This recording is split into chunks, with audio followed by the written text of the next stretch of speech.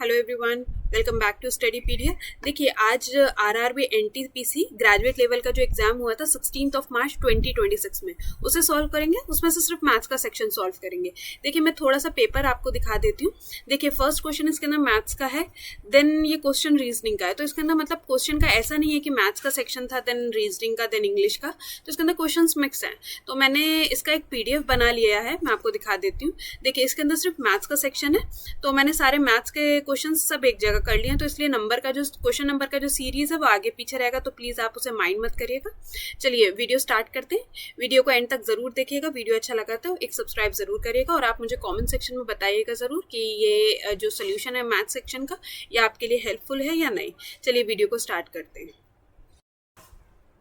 देखिए क्वेश्चन क्या कह रहा है, हमें क्वाड्रिलेटरल का एरिया बताना है, चतुर्भुज का एरिया बताना है ABCD। अब वो क्या कह रहा है, जिसका एरिया मतलब क्वाड्रिलेटरल का एरिया कैसा है, 2 गुना है किसका, ट्राइंगल का PQR का। और ट्राइंगल जो PQR है उसकी साइड का रेशियो हमें दे रखा है 4:5:6 और उसका पैरामीटर ट्राइंगल का हमें दे रखा है 90 सेंटीमीटर। अब देखो अगर मैं इसे प्लस करूं तो 15x किसके बराबर है, 90 के। तो यहाँ से मेरे पास x का वैल्यू कितना आ गया, 6।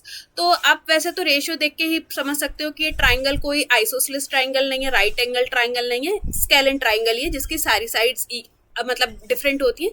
तो देखिए साइड्स क्या आ गई, 24, 30 और 36 साइड्स आ गई। ठीक है, ये साइड आ गई। तो देखिए स्केलेन ट्राइंगल जो होता है उसका हम एरिया कैसे निकालते हैं, क्या उसका फॉर्मूला रहता है, अंडर रूट में सेमी पैरामीटर में से A साइड को माइनस, देन B साइड को माइनस, देन C साइड को माइनस। सेमी पैरामीटर मतलब परिधि का आधा। तो वैसे तो इसको करने की जरूरत नहीं थी, परिधि हमें दे रखी है। तो 90 डिवाइडेड बाय 2, 45 यहीं पे आ जाता, फिर भी कर दिया। 45 मल्टीप्लाई में इधर माइनस कर देंगे A को, तो ये हो जाएगा 21, देन B को माइनस करेंगे 15 और ये रह जाएगा 9। ये रहेगा सब कुछ अंडर रूट में। ठीक है, तो 9 5 जा 7 3 जा, इसके फैक्टर बना रही हूँ, 3 5 जा और अगेन ये 9। रूट में से निकालने के लिए क्या करते हैं, पेयरिंग होनी चाहिए। ये पेयर हो गया, बाहर आ गया, मल्टीप्लाई में इसका पेयर हो गया, बाहर आ गया, और अगेन इसका पेयर हो गया, बाहर आ गया 3 और अंडर रूट में रह गया 7। ये हो जाएगा 135 अंडर रूट में 7। अब देखिए उसने क्या कहा था, ट्राइंगल का 2 गुना, तो इसका 2 गुना करेंगे, ये हो जाएगा 270 अंडर रूट में 7। अंडर रूट 7 का वैल्यू उसने दे रखा है 2.6। तो यहाँ से अगर मैं यहाँ पे लिख दूं 2.6, कोई प्रॉब्लम नहीं, इसे मल्टीप्लाई करेंगे, आंसर आ जाएगा आपका 702। नहीं तो आप यूनिट डिजिट से कर लेते, 27 6 162, तो 2 यूनिट डिजिट पे एक ही नंबर में था। ठीक है, अब देखिए वो क्या कह रहा है, 20% ऑफ अ नंबर। मान लेते हैं एक नंबर था x, जिसका आप क्या करेंगे 20% निकालेंगे, तो वो क्या है 620 के 20% से 10 ज्यादा है। इतनी बात समझ में आई। और हमसे नंबर पूछा गया है, x का वैल्यू पूछा गया है। यहाँ पे इसे कैंसिल कर देंगे, इसे कैंसिल कर देंगे, ये हो जाएगा 2 2 जा 4 और ये 2 6 जा 12। इसके अंदर प्लस करेंगे 210, तो ये कितना हो जाएगा 334। 334 क्या है, x बाय, ठीक है कुछ ऐसे ही है। इसको 10 से मल्टीप्लाई करके 2 से डिवाइड कर दो, आंसर आ जाएगा 1670। अब देखिए चक्रवृद्धि ब्याज का क्वेश्चन है, बहुत बेसिक क्वेश्चन है, बहुत फेवरेट क्वेश्चन है, हर बार आता है। आनंद था जिसके पास 1407 रुपए थे, उसने क्या करा, ये जो 1407 थे अपने दोनों बेटे अनिल और अशोक के बीच में बांट दिया और उन दोनों से बोला कि उन्हें क्या कहते हैं इन्वेस्ट कर दो, किसके ऊपर, कंपाउंड इंटरेस्ट के ऊपर। 10% पर एनम रहेगा, कंपाउंडेड एनुअली, मतलब 10% पर एनम का मतलब हो गया 110% और 110%। उसके बाद वो देखता है कि दोनों की इन्वेस्टमेंट क्या हो जाती है, सेम होती है, दोनों की इन्वेस्टमेंट का वैल्यू सेम होता है। बट कब जब अनिल ने क्या करा, 15 साल के लिए इन्वेस्ट करा और अशोक ने क्या करा, 16 साल के लिए इन्वेस्ट करा। इतनी बात समझ में आई। तो हमें बेसिकली जो अमाउंट अशोक को दिया गया था, जो अमाउंट 1407 में से अशोक को दिया गया था उसका वैल्यू बताना है। तो देखो अगर मैं ये सब कुछ कैलकुलेट करूं, यहाँ पे ये 0 से 0 कैंसिल हो गया, तो ये कितना हो जाएगा 11, ये कुछ इतना हो जाएगा। अंदर मैं ये दोनों का बना देती हूँ, देखो ये सब रह जाएगा 1.1, यहाँ पे भी रह जाएगा 1.1। ठीक है, अब अगर मैं अनिल इस टू अशोक कर दूं तो ये क्या हो जाएगा 1.1 की पावर 16 और ये हो जाएगा 1.1 की पावर 15। अब देखिए ये तो रूल पता होगा, अगर बेस सेम हो और दोनों डिजिट्स आपस में डिवाइड हो रहे हो तो पावर आपस में क्या होती है, माइनस हो जाती है। अगर मैं पावर को माइनस कर दूं तो मेरे पास यहाँ पे बचा ही क्या, 1.1 की पावर 1। ठीक है, ये सब कैंसिल हो गया, सिर्फ ये बचा, 1 का वैल्यू कुछ नहीं होता। तो अनिल इस 2 में अशोक का कितना आ जाएगा, 11/10। तो जो टोटल वैल्यू था उसके अंदर से अनिल को मिला 11 पार्ट और अशोक को मिला 10 पार्ट, बस 10 पार्ट का ही वैल्यू बताना है। तो 1407 डिवाइडेड बाय 21 मल्टीप्लाई बाय 10, तो ये हो जाएगा 67 इंटू में 10, 670 रुपीज किसको मिले, अशोक को मिले, यही बताना था। अब देखिए वो क्या कह रहा है, the average of 13 number is 8। 8 number का जो एवरेज है वो 8 है। अगर हर नंबर को 7 से मल्टीप्लाई कर देंगे तो नया एवरेज क्या होगा, अगर हर नंबर 7 से मल्टीप्लाई होगा तो एवरेज भी 7 से मल्टीप्लाई होगा, जो कि रहेगा 56। आंसर नहीं है, थे नहीं मेरे पास, तो आंसर इसका 56 रहेगा। देखिए क्वेश्चन करते हैं। देखिए अगर मैं यहाँ से, देखो ये है y-3, मैं इस पूरी इक्वेशन को y-3 की टर्म में ले आऊंगी। अगर मैंने इसे y-3 करा तो अगर इसमें से मैंने 3 माइनस कर दिया तो अभी यहाँ पे 9 रह गया, 9 मैं उधर भेज दूंगी। ठीक है, यहाँ माइनस का इधर जाके प्लस का रहेगा, 9 + 4 अंडर रूट में 5। इतनी बात समझ में आई। देखो ये जो पूरी टर्म है ये किस में है, अंडर रूट में है। अगर मुझे ये भी अंडर रूट में करना है तो मैं इसको ना एक परफेक्ट स्क्वायर बनाऊंगी, जिससे स्क्वायर से रूट कैंसिल हो जाएगा। ठीक है, तो देखो आप इसका लास्ट टर्म देखो, ये क्या है 2a और ये हो गया b, तो मतलब ये क्या है मेरे पास 2 + अंडर रूट 5 का होल स्क्वायर है। ठीक है, इतनी बात समझ में आई। जो ये मेरे पास y-3 था, ये मेरे पास है 2 + अंडर रूट 5, क्योंकि मैंने जब स्क्वायर लगाया ये अंडर रूट लगाया, ये कैंसिल हो गया। ठीक है, इतनी बात समझ में आई। अब देखिए अगर आपके पास x की कुछ वैल्यू है दो जगह, ठीक है, आपको 1/x निकालना है। वैसे तो ये मेथड सबको ही पता होगा, नहीं पता है तो मैं आपको बता देती हूँ। देखो क्योंकि अगर मैं इसको फर्स्ट टर्म को x मान लूँ तो ये दूसरी टर्म क्या है, हमारे पास 1/x है, रेसिप्रोकल है। तो देखिए इसके अंदर क्या करते हैं, जैसे मेरे पास ये दोनों टर्म्स हैं, हम इनका क्या करेंगे, स्क्वायर करेंगे दोनों टर्म्स का अकेले अकेले। तो 2 × 2 = 4 और इसका 5 का स्क्वायर करेंगे 5। दोनों को अगर मैं माइनस कर दूं और उसका आंसर क्या आ जाए 1, बट यहाँ पे हमारे केस में -1 आ रहा है। ठीक है, वो मैं आपको बताऊंगी। अगर सिर्फ आंसर क्या आ जाता है 1 आ जाता है तो 1/x का क्या वैल्यू होता है, सेम रहता है, बस उनके बीच का साइन क्या हो जाता है, चेंज हो जाता है। समझ में आया, पहले प्लस था अब क्या हो जाएगा, माइनस हो जाएगा 1/x का। अब देखो क्योंकि हमारे पास आंसर कितना आया है -1, तो अगेन मैं इसको माइनस से क्या कर दूंगी, मल्टीप्लाई कर दूंगी। तो मेरे पास आंसर क्या हो गया, √5 - 2। समझ में आया, मेरे पास 1/x का वैल्यू कितना आ गया, √5 - 2, और मेरे पास x का वैल्यू क्या था 2 + अंडर रूट में 5। ठीक है, ये था, और यहाँ पे माइनस, ये माइनस का साइन, ये है √5 - 2। ठीक है, 2 + अंडर रूट 5 माइनस का under root 5 minus minus plus का 2, तो ये कैंसिल हो जाएगा, तो आंसर क्या आ जाएगा 4। आई होप समझ में आ गया होगा, और वैसे तो बहुत बेसिक था, इसमें कुछ इतना था ही नहीं। अब देखिए गिरीश ने कितने मार्क्स अचीव करें, 572 मार्क्स अचीव करें एक एग्जामिनेशन में, और उसको 30 मार्क्स कम पड़े हैं किसके लिए, 28% ऑफ द मैक्सिमम मार्क्स। देखो अगर मैं इन दोनों मार्क्स को ऐड कर दूं, क्योंकि 30 मार्क्स कम पड़े हैं, अगर मैंने इसको ऐड कर दिया तो ये 602 हो गए, तो अब ये किसके बराबर हो गए, 28% ऑफ द मैक्सिमम मार्क्स। मैं मान लेती हूँ मैक्सिमम मार्क्स कितने थे, x थे। ठीक है, तो देखिए यहाँ से x का वैल्यू कैलकुलेट कर लेते, 7 4 और फिर ये 7 से कर देंगे, ये रह जाएगा 86, ये हो जाएगा 4 को 25 से, तो मेरे पास यहाँ से x का वैल्यू कितना आ जाएगा 2150। ये हो गए मैक्सिमम मार्क्स एग्जाम के अंदर। अब वो कह रहा है कि इन द सेम एग्जामिनेशन में जो उसका फ्रेंड था उसने 473 मार्क्स स्कोर करें, तो उसका परसेंटेज बताना है। तो 473 मल्टीप्लाई बाय 100, तो ये आंसर आ जाएगा 22%। देखिए अब देखो वो क्या कह रहा है, 2 पाइप हैं, वो एक सिस्टर्न को, एक टंकी को भर देते हैं 4 घंटे में और 38 घंटे में। तो मतलब ए पाइप भर सकता है 4 घंटे में, बी पाइप भर सकता है 38 घंटे में। अब वो क्या कह रहा है, एक थर्ड पाइप है जो एम्प्टी करता है, खाली करता है, मतलब नेगेटिव में काम करता है, कितना 38 आवर्स में वो खाली कर देगा। मैंने माइनस का साइन लगा दिया। अब देखिए एलसीएम ले लेते हैं, ये हो जाएगा 76, ये 19, ये 2 पॉजिटिव एफिशिएंसी और इसका 2 नेगेटिव एफिशिएंसी, ठीक है, ये भी पॉजिटिव एफिशिएंसी में।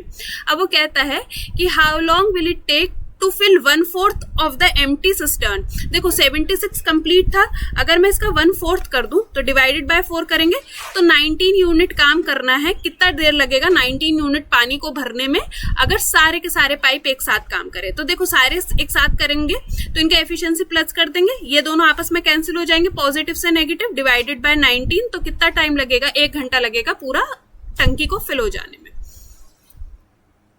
अब देखिए वो क्या कह रहा है, if the median of data, जो मीडियन है वो क्या है 6.54 लेस देन मोड, ठीक है।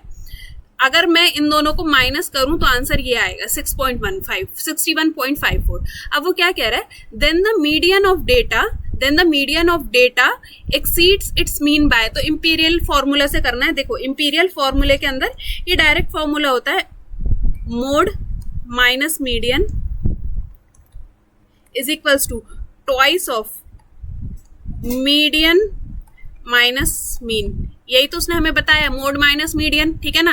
मीडियन ज्यादा था ना तो मोड माइनस मीडियन कितना आ गया 61.54, twice of median minus mean. तो हमसे मीडियन माइनस मीन पूछा है तो 2 से डिवाइड कर देंगे तो आंसर आ जाएगा 30.77, ठीक है। नहीं तो बिल्कुल जो बेसिक फॉर्मूला होता है 3 मीडियन मोड वाला, आप वो लगा सकते थे। अब देखिए वो क्या कह रहा है, एक ट्रेन ट्रैवल करती है, ये स्पीड है 60 kilometre per hour, cross another train travelling the opposite direction. मतलब एक ट्रेन दूसरी ट्रेन को क्रॉस करती है और दोनों ऑपोजिट डायरेक्शन में जा रहे हैं, मतलब एक ही साइड आ रहे हैं, ठीक है। अब देखो ये बात आपको पता होगी, जब 2 ट्रेन आपस में एक दूसरे को क्रॉस करती हैं तो जो उसका डिस्टेंस होता है वो दोनों ट्रेन का लेंथ होता है। डिस्टेंस क्या होता है? दोनों ट्रेन का लेंथ होता है, ठीक है। और अगर ट्रेन किसी प्लेटफॉर्म को कवर करती है तो टोटल डिस्टेंस क्या होता है? ट्रेन प्लस प्लेटफॉर्म, ठीक है ना, ये डिस्टेंस होता है। अभी ट्रेन की बात हो रही है, दोनों ट्रेन की, तो जो डिस्टेंस रहेगा वो कैसे कवर होगा? दोनों ट्रेन का लेंथ। अब देखो अगर दोनों एक साइड आ रही हैं, एक चल रही है 60 किलोमीटर पर आवर से और एक चल रही है 84 किलोमीटर पर आवर से, ठीक है। तो हमसे वो क्या कह रहा है, what is the combined length, मतलब डिस्टेंस बताना है, उनका कंबाइंड लेंथ बताना है। तो देखिए ये कितना हो जाएगा, डिस्टेंस अपॉन में 60 प्लस में 84, 4 और ये हो जाएगा 14, ठीक है। 144 किलोमीटर पर आवर, लेकिन हमें टाइम दे रखा है 30 सेकंड के अंदर, तो मैं इसे मीटर पर आवर में ले आती हूँ। 5 मल्टीप्लाई बाय 18, तो 6 3 जा 6 5 जा और ये कर देंगे 3 से ही हो जाएगा 48, तो 48 इंटू में 25, आंसर आ जाएगा 1200, ठीक है ना। समझ में आ गया ना डिस्टेंस मैंने क्यों लिखा, क्योंकि दोनों ट्रेन का कंबाइंड लेंथ ही उसका डिस्टेंस है।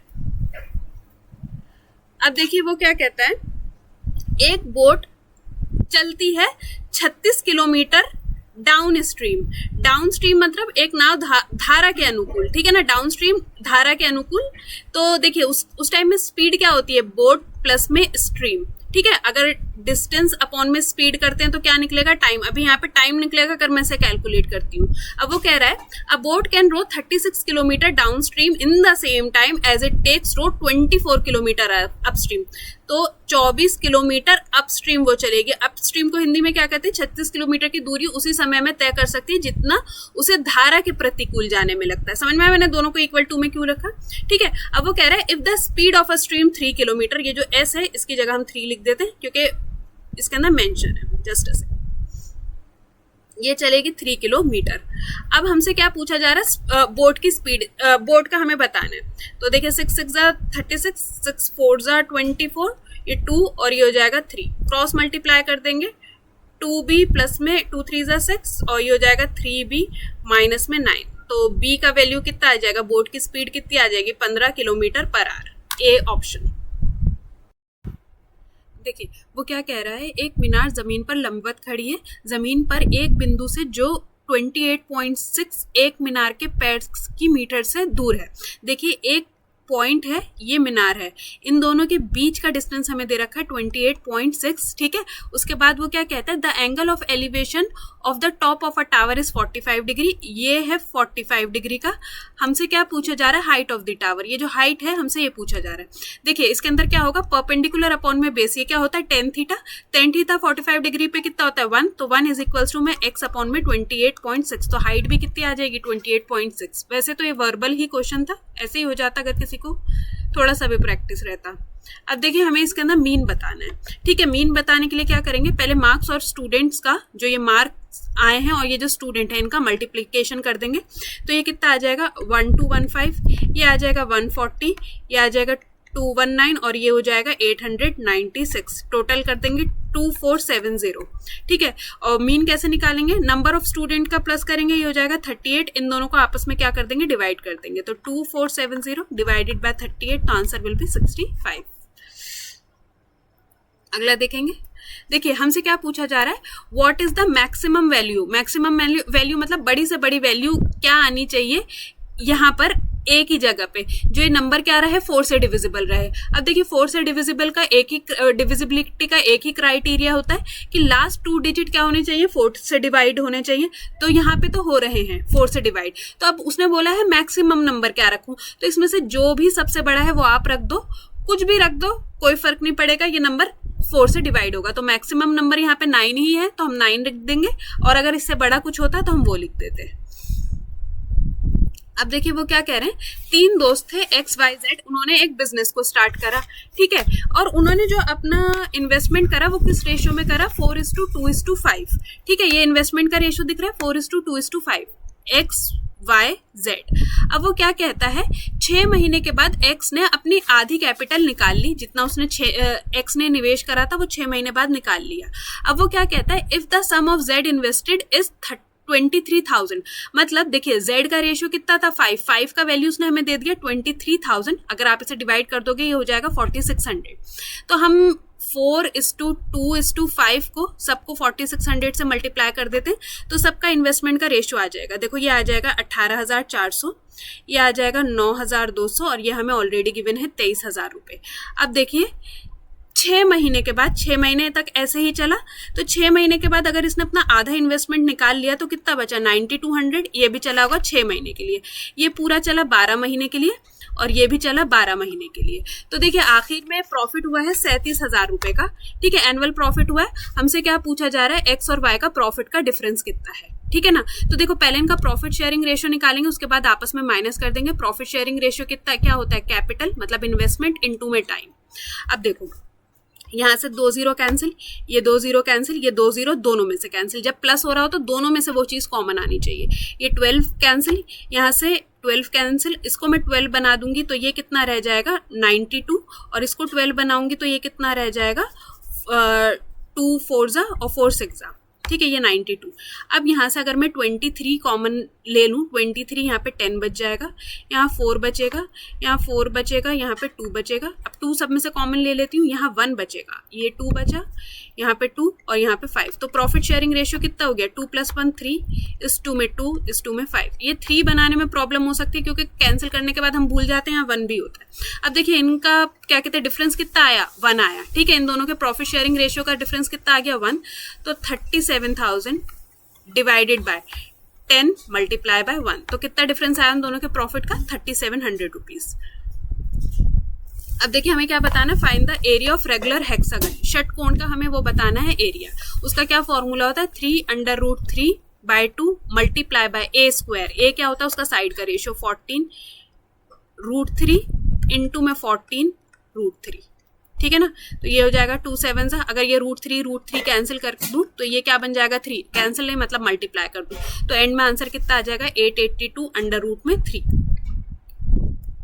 अब देखिए वो क्या कह रहा है, बाय सेलिंग एन आर्टिकल, एक आर्टिकल को बेचा है किसके ऊपर, सेलिंग प्राइस के 6/15 वैल्यू के ऊपर, ठीक है। तो जितना भी सेलिंग प्राइस था उसका 6/15 की वैल्यू पे उसे बेचा गया, जिससे क्या हुआ लॉस हुआ 28% का। तो अगर मैं कॉस्ट प्राइस का कितना कर दूं 72% कर दूं तो ये इसी के बराबर आ गया, ठीक है। तो यहाँ से सेलिंग प्राइस और कॉस्ट प्राइस का रेशियो निकाल लेंगे, ये हो जाएगा 5 3 5 2 3 3 1 जा, 3 2 जा, 2 से 2 3 जा, और 2 6 जा, 4 9 जा, और ये हो जाएगा 4 5 जा। ठीक है, तो selling price by cost price का रेशियो कितना आ गया 9/5। ठीक है, एक्चुअल। अब वो क्या कहता है, अगर वो सेल करता है 89% of the actual selling price, 9 का 89% अगर आप निकालोगे तो ये कितना आ जाएगा 8.01। ठीक है, 5 की चीज कितने पे बेच दी 8.01 पे, तो कितना प्रॉफिट हुआ उसको, कितना प्रॉफिट हुआ 3.01 अपॉन में 5 इंटू में 100। ये इधर 100 से 100 इधर कैंसिल हो जाएगा, डिवाइड कर देंगे 5 से, तो 60.2% का उसे प्रॉफिट हुआ है।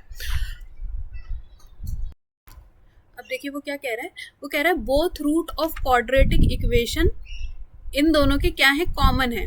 अब देखिए जब भी क्या कॉमन हो, उनके रूट कॉमन हो, ठीक है, तो उस टाइम पे क्या होता है, उनकी जो वैल्यूज होती हैं, जैसे आपको कोफिशिएंट का मतलब समझ में आता है ना, 4x 4y, तो y का कोफिशिएंट 4 है और इसका कोफिशिएंट 4 है, तो जो दोनों टर्म्स के कोफिशिएंट का रेशियो होता है वो हमेशा इक्वल होता है। तो हमें देखो एंड में बताना क्या है ये, तो मुझे b और k का कोफिशिएंट चाहिए। अब देखिए b का कोफिशिएंट मुझे कहाँ मिल रहा है, ये bx, और k का है kx, तो bx अपॉन में kx, ठीक है ना, ये किसके इक्वल में होंगे। मैं ये बड़ी वाली टर्म्स को इग्नोर कर दूं तो जो इनका कांस्टेंट है, इनका भी क्या कहते हैं रेशियो क्या रहेगा, सेम रहेगा। सबका जो रेशियो होता है ना, जो भी जैसे bx² प्लस cy प्लस उसका कांस्टेंट एक नंबर होता है 10, और जो दूसरी क्या कहते हैं हमें दे दी, जैसे dx² प्लस zy प्लस में 3, तो सब कुछ क्या होगा 10/3 की ही रेशियो में होगा। ये और ये इनका रेशियो करोगे तो 10/3 आएगा, इसका रेशियो निकालोगे तो 10/3 आएगा। समझ में आ गया, आई होप मैं कन्वे कर पाई होंगी। तो ये किसके बराबर में रहेगा 8/6 के, तो मतलब 4/3। तो b का जो रेशियो है वो कितना है 4 है, और k का रेशियो कितना है 3 है। तो 9 इंटू में b का स्क्वायर 4 4 16, माइनस में 16 इंटू में k का स्क्वायर 3 3 9।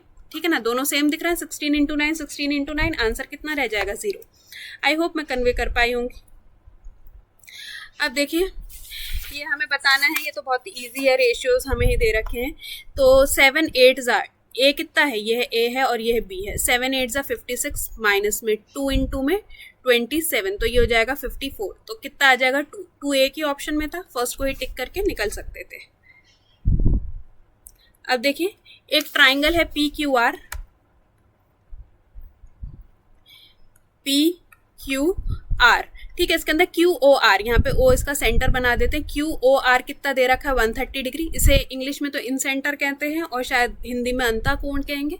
ठीक है, तो हमें ट्राइंगल PQR में से क्या बताना है, QPR, मतलब बेसिकली एंगल P बताना है। तो ये कितना होता है, incentre 130 degree is equals to में 90 प्लस θ/2, थीटा ये वाला थीटा होता है, तो P/2। ठीक है, तो इधर जाके माइनस हो जाएगा, कितना बचा 40 इज इक्वल्स टू में P/2, एंगल P कितना आ जाएगा 80 डिग्री। देखिए क्वेश्चन थोड़ा सा टिपिकल है लेकिन करते हैं। देखिए एक वुडन ब्लॉक है, जिस वो किसका है, मतलब क्यूब की शेप में है, घन की शेप में। क्यूब कैसा होता है, कुछ ऐसा स्क्वायर, और फिर उसको ठीक है ना क्यूब है, जिसकी हर एक साइड कितनी है 8 मीटर की लंबाई पे है। The maximum possible number of cylinder, इसमें से हम कितने सिलेंडर बना सकते हैं जिनका डायामीटर कितना होगा 1 मीटर होगा और हाइट कितनी होगी 4 मीटर होगी। अब देखो क्यूब है तो बेसिकली आप इसको एक देखो स्क्वायर मानो, उसके बेस को आपने क्या मान लिया, स्क्वायर मान लिया। अब अगर इसकी एक साइड 8 यूनिट की है तो जो इसके अंदर एरिया है, एरिया कितना यूनिट का है 64 यूनिट का है। ठीक है ना, आप अगर इसको यूनिट बनाने चलो तो 1 यूनिट 2 यूनिट 3 यूनिट 4 5 6 ऐसे करके 64 यूनिट का इसका एरिया है। अब देखिए जब आपको सिलेंडर को खड़ा करना है, ठीक है, सिलेंडर को खड़ा करना है तो वो कितना एरिया नीचे से कवर करेगा, जितना उसका क्या होगा डायामीटर होगा। ठीक है, अगर उसका डायामीटर 1 है, ठीक है, आपको समझ में आ रहा है मैंने क्या बोला, अगर उसका डायामीटर 1 है तो इस 64 यूनिट के अंदर आप कितने टोटल सिलेंडर खड़े कर सकते हैं, 64 सिलेंडर। इतनी बात समझ में आई। अब देखिए जो सिलेंडर की हाइट है वो कितनी है 4 यूनिट, ठीक है ना, मीटर नहीं मानता हम उसे 4 यूनिट बोलते हैं, और जो स्क्वायर की हाइट है वो कितनी है 8 यूनिट। तो इसका क्या मतलब हुआ, ऐसे कर दिया, यहाँ पे 64 सिलेंडर खड़े हो जाएंगे और यहाँ पे 64 सिलेंडर खड़े हो जाएंगे, क्योंकि उसकी हाइट कितनी है, उसकी हाइट कितनी है, आधी है ना। तो ऐसे करके 64 सिलेंडर यहाँ आ जाएंगे, 64 सिलेंडर आधे में आ जाएंगे, तो मल्टीप्लाई बाय 2, तो टोटल नंबर ऑफ सिलेंडर कितने आ जाएंगे, 128 आ जाएंगे।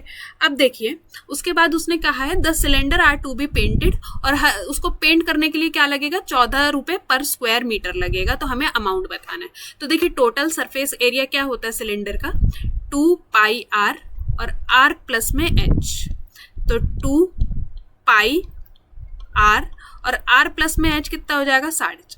ठीक है, ये हटा देंगे और ये हटा देंगे, 5 2 जा और ये 2 से 2 कैंसिल, ये 5 9 जा और ये हो जाएगा 2 जा और ये हो जाएगा 11, तो 99/7 उसका टोटल सरफेस एरिया आ जाएगा। तो 99 total surface area, number of cylinder कितने हो जाएंगे 120, और कितना रुपए लग रहा है उसको पेंट करने में, 14, तो 7 2 जा मल्टीप्लाई कर देंगे, आंसर आ जाएगा 25344।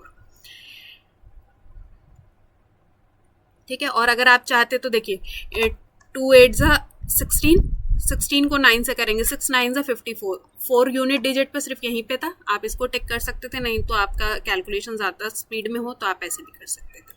अब देखिए वो क्या कह रहा है, द सम ऑफ 2 नंबर, अगर मैं x प्लस वाई दोनों का सम कर दूं तो कितना आ जाएगा 56, और जो उनका डिफरेंस है वो क्या दे रहा है 1/7 ऑफ देयर सम, मतलब 56 का 1/7, तो 7 8 जा 56।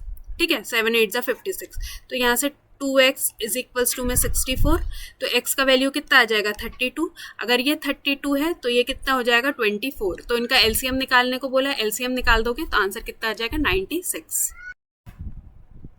देखिए ये किसका क्यूब है, ये है 19 का क्यूब, ये 4 टाइम्स किसका है, 4 का ही है, मल्टीप्लाई बाय 2, ये हो जाएगा 57 और ये हो जाएगा 168, तो ये हो जाएगा 4 4 जा 4 2 जा 19 3 जा 3 1 जा और 3 4 जा, तो 4 आंसर कितना रह जाएगा 28। अगला देखेंगे।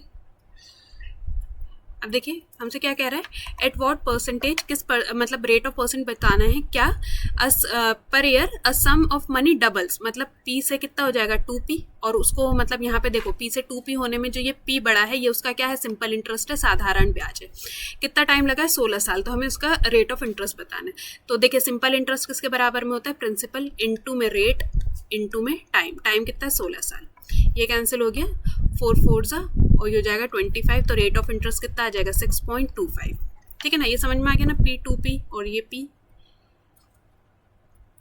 अब देखिए वो क्या कह रहा है, there are 78 members in group A group के अंदर 78 मेंबर है, बी ग्रुप के अंदर 22 मेंबर हैं, और सी ग्रुप में कितने हैं, कहाँ गया 34 मेंबर्स। अब वो एक ट्रिप के ऊपर गए हैं, ठीक है, एक रेस्टोरेंट में गए हैं, उसके अंदर उन लोगों ने एवरेज कितना कितना पे करा है, 136 एवरेज था, मल्टीप्लाई बाय 383 ये भी एवरेज है, और मल्टीप्लाई बाय 457 ये उन्होंने पे करा। तो हमसे पूछा जा रहा है ओवरऑल एवरेज, ओवरऑल एवरेज कैसे निकलेगा, पहले इनको प्लस कर देंगे, यहाँ पे इनका ए बी और यहाँ सी, इनका सम आ जाएगा, इसे प्लस कर देंगे, A plus B plus C divided by number of members, तो ये नंबर ऑफ मेंबर्स कितने हैं हमारे पास 134, इसको डिवाइड कर देंगे तो आंसर हमारे पास कितना आ जाएगा 258, आंसर आ जाएगा 258। इसका कैलकुलेशन आप अपने आप करो, होमवर्क समझ के। देखिए वो क्या कहता है, P ने एक आइटम Q को सेल करी 50% के प्रॉफिट पे, सपोज 100 की चीज थी तो कितने की बेच दी, 150 की बेच दी। अब वो क्या कहता है, Q ने R को सेल करी 60% के लॉस पे, 60% का लॉस मतलब 40% की वैल्यू पे बेची, मतलब 60 रुपए की बेच दी, और R ने कितना पे करा 3234, मतलब 60 का वैल्यू कितना है 3234, तो हमें बताना है P का परचेज प्राइस मतलब 100% की वैल्यू, तो डिवाइडेड बाय 60 मल्टीप्लाई बाय 100, तो आंसर कितना आ जाएगा 5390 रुपीज। अगला देखेंगे। देखिए एक डीलर ने 2 आर्टिकल परचेज करे हैं, X और Y, दोनों 500 रुपए के परचेज करें, और दोनों का ही mark each of them same price, मतलब दोनों का जो मार्क प्राइस है, अगर इसका मार्क प्राइस X है तो इसका भी मार्क प्राइस X है, दोनों का एक ही मार्क प्राइस को मतलब सिलेक्ट करा, और उसके बाद अब बात हो रही है एक्स आइटम की। उसने जो एक्स आइटम है वो 2 सक्सेसिव डिस्काउंट पे बेची, एक बारी 50% के। तो देखो मार्क प्राइस के एक तो 50% पे बेचा गया, मतलब 100 में से 50% का डिस्काउंट दोगे 50% का वैल्यू, और दूसरा कितना हो जाएगा 72% पे बेचा गया, और उसके बाद ही अर्न्स अ प्रॉफिट ऑफ 958। अब देखो मार्क प्राइस पे डिस्काउंट देने के बाद यहाँ पे हमेशा सेलिंग प्राइस आता है, और सेलिंग प्राइस क्या होता है, कॉस्ट प्राइस प्लस में प्रॉफिट। अगर मैं इन दोनों को प्लस कर दूं तो ये हो जाएगा 1458। इतनी बात समझ में आई। अब अगर मैं इसको पूरा सॉल्व करूंगी तो यहाँ पे से मेरे पास मार्क प्राइस का वैल्यू कितना आ गया 4050, जो दोनों के लिए है, इसके लिए भी है और इसके लिए भी है। अब वो कहता है if he sell y at a single discount of 77%, अगर इसे 77% के डिस्काउंट पे बेचा जा रहा है, मतलब 23% की वैल्यू पे बेचा जा रहा है, तो कितने का बेचा 931.5, ये y का सेलिंग प्राइस है। तो मतलब 500 की चीज कितने में बेच दी 931 का, तो प्रॉफिट कितने का हुआ उसे 431.5 का। ठीक है, तो हमें प्रॉफिट परसेंटेज ही बताना है, डिवाइडेड बाय 500 मल्टीप्लाई बाय 100, तो आंसर कितना आ जाएगा 86.3। वैसे तो ये इजी था, ये 2 0 हटा देते, ये इसे 5 से कैंसिल कर देते, 5 8 40, देन आगे चलते जाते और डेसिमल लगा देते। अब देखिए फाइंड द थर्ड प्रोपोर्शन, मतलब यहाँ पे एक और नंबर है x, थर्ड प्रोपोर्शन बताना है। 16/24 ये किसके बराबर में होगा, देखो पहले इन दोनों को फिर इन दोनों को, तो 24/x, तो 4 4 जा 4 6 जा 4 4 जा 4 6 जा, ठीक है 4 6 जा, तो आंसर x का वैल्यू कितना आ जाएगा 36। सो आज की वीडियो में जितने मैथ्स के क्वेश्चन थे, मतलब 16 मार्च के, वो हमने सॉल्व कर लिए। वीडियो अच्छा लगा हो तो एक सब्सक्राइब जरूर करिएगा, लगता है किसी फ्रेंड और फैमिली के लिए इंपॉर्टेंट है, डू शेयर द वीडियो। कोई क्वेरी रहती है आप मुझे कमेंट में बता सकते हैं या मेरे इंस्टाग्राम के ऊपर मैसेज कर सकते हैं। थैंक यू सो मच, मिलते हैं नेक्स्ट वीडियो में।